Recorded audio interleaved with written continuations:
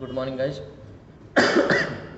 Sorry, हम लोग last lecture में देखे थे इलेक्ट्रिकल एनालॉजीज के प्रॉब्लम्स। हम लोग देख रहे हैं problem of electrical analogies. So हम आज देखेंगे सेकंड प्रॉब्लम। फर्स्ट प्रॉब्लम काफ़ी बेसिक था। सेकंड प्रॉब्लम पहले हम उसका स्टेटमेंट लिख लेते हैं। A plane wall is 15 centimetre thick.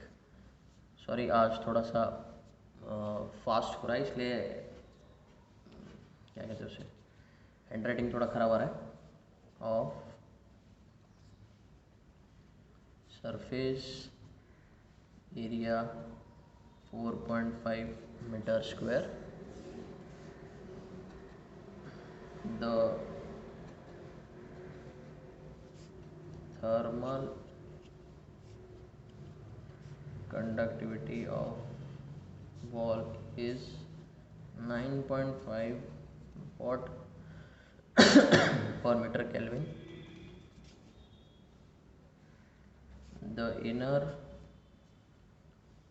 and outer surface temperature of wall are maintained at 150 degree Celsius and 45 degree Celsius respectively. पूछा क्या गया है? Determine first heat flow rate across the wall, heat flow rate across the wall. Second पूछा गया है temperature gradient in the heat flow direction. और third पूछा गया है temperature of surface at 5 centimeter and 10 centimeter away from the inner surface. ये question SPPU में पूछा गया है फॉर 6 मार्क्स। अब इसका सॉल्यूशन देखेंगे। इसका सॉल्यूशन बहुत इजी है, डिफ़िकल्ट नहीं है। सिर्फ हमें पता होना चाहिए कि गिवन क्या है और पूछा क्या गया है। जैसे आप क्वेश्चन देखेंगे, क्वेश्चन में लिखा गया है the plane wall is 15 centimetre thick of the surface area 4.5 metre square. So given क्या क्या है? फर्स्ट थिकनेस कितना दिया है? 15 सेंटीमीटर। हम इसको क्या करेंगे, हमेशा मीटर में कन्वर्ट कर लेने का। ये हो जाएगा 0.15 मीटर। नेक्स्ट क्या दिया है? Surface area 4.5 metre square. मतलब क्या दिया है? एरिया। वो कितना दिया है? 4.5 मीटर स्क्वायर। नेक्स्ट क्या दिया है? Thermal conductivity of wall is 9.5 watt per metre kelvin. Correct. Next क्या दिया हुआ है? लिखा हुआ है inner and outer surface temperature of wall are maintain at 150 degrees and 45 degrees respectively. मतलब T1 दिया है, जो इनर टेम्परेचर है वो है 150 डिग्री सेल्सियस। नेक्स्ट है T2 जो दिया हुआ है 45 डिग्री सेल्सियस। सो हम क्या करेंगे, पहले हमें निकालना क्या है? What we have to find? We have to find first heat flow rate.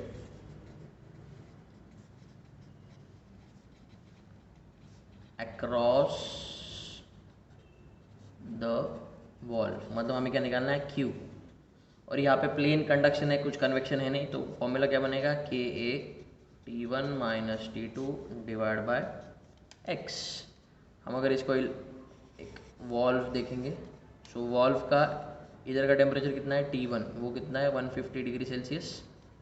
फिर हमें अलग अलग जगह पे टेम्परेचर्स निकालने हैं, जो हमारा थर्ड पॉइंट है, और टोटल डिस्टेंस है 15 सेंटीमीटर। पहले हमें निकालना है 5 सेंटीमीटर में कितना था, 10 सेंटीमीटर में कितना है, और फिर 15 सेंटीमीटर पे कितना है। ओके, सो हम यहाँ पे लेंगे, यहाँ पे इधर तो T1 टेम्परेचर चलेगा, इधर हो जाएगा T1 x1, इधर होगा Tx2, बाहर निकलते तो कितना निकलेगा T2, जो अपना 45 डिग्री सेल्सियस। करेक्ट, ऐसा ही एक स्ट्रक्चर है। सो मतलब ये क्या हो गया, ये इनर सरफेस हो गया और ये आउटर सरफेस हो गया। हम अगर इस फॉर्मूला में हमारे पास K गिवन है, A गिवन है, T1 गिवन है, T2 गिवन है, X गिवन है, तो हम इजीली Q निकाल लेंगे। वो होगा 9.5 मल्टीप्लाई बाय A कितना है 4.5, T1 कितना है 150 माइनस 45 डिवाइड बाय X कितना है 0.15। सो आपका Q बनेगा 29925 वॉट। ये हो गया आपका first answer. Okay,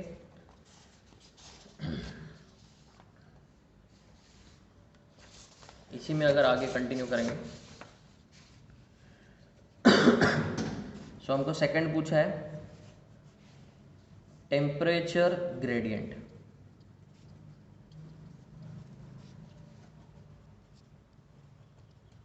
correct, temperature gradient क्या होता है, dt बाय dx, और dt बाय dx कैसे लिखता है, फूरियर लॉ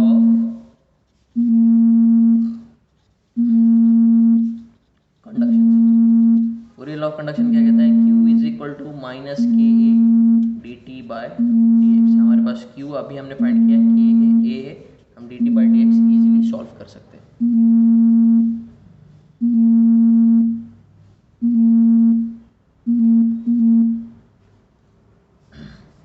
सो हमारा D T by D x क्या बनेगा, माइनस क्यू डिवाइड बाय के ए। सो क्यू कितना है 29925 डिवाइड बाय के कितना है 9.5 multiply by 4.5।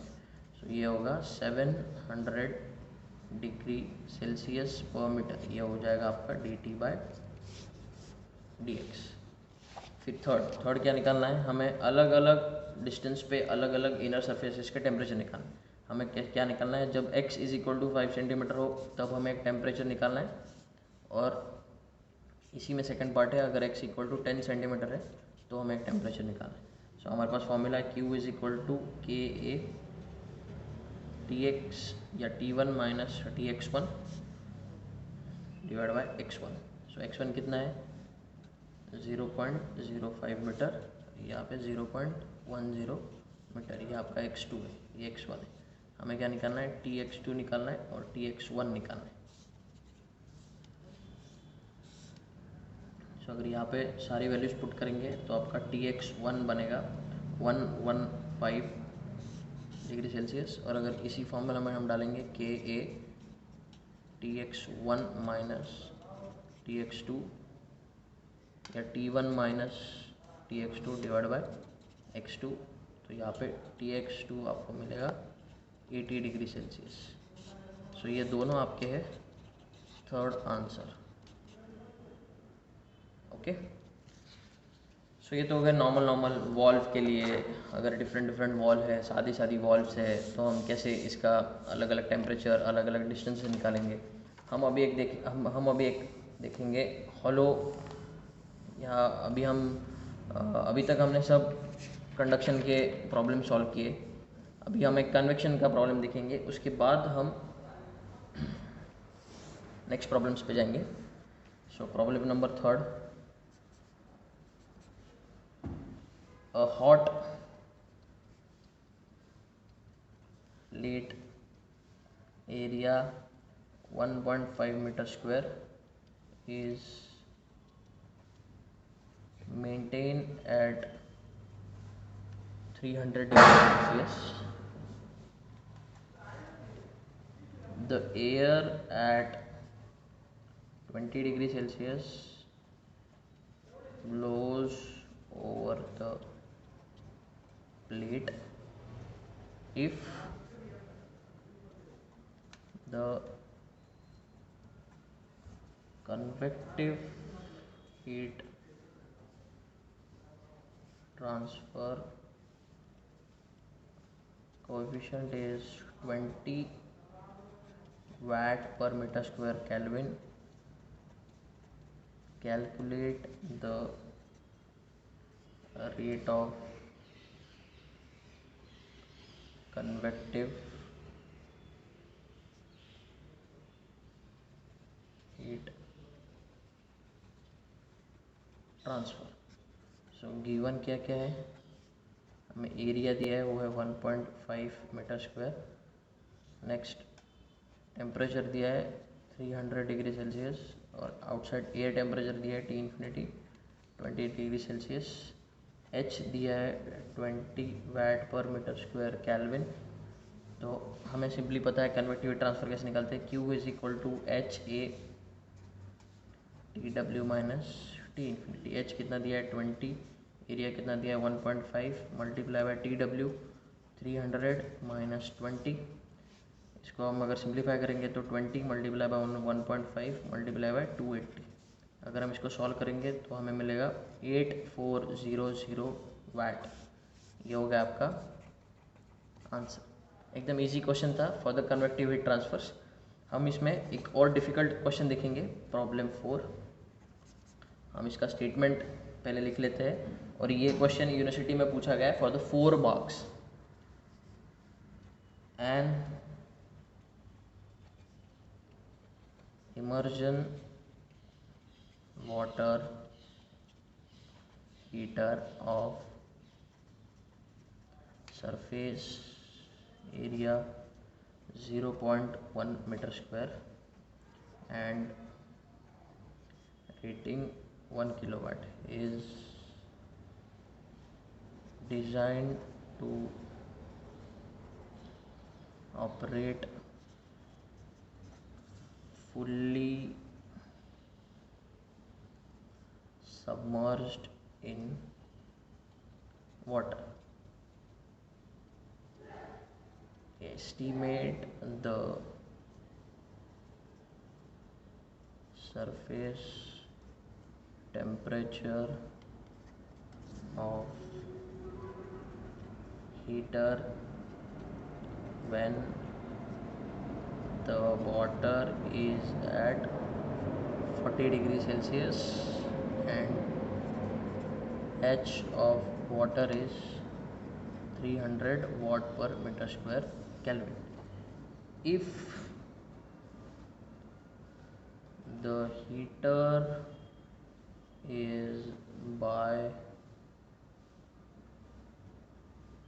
mistake used in air at 40 degrees Celsius with H of air is 9 watt per meter square Kelvin, what will be the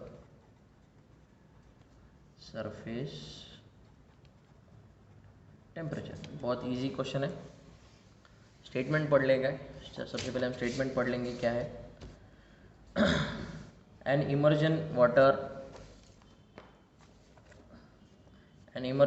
heater of the surface, हमें given क्या क्या है, फिर एरिया जो है 0.1 मीटर स्क्वायर,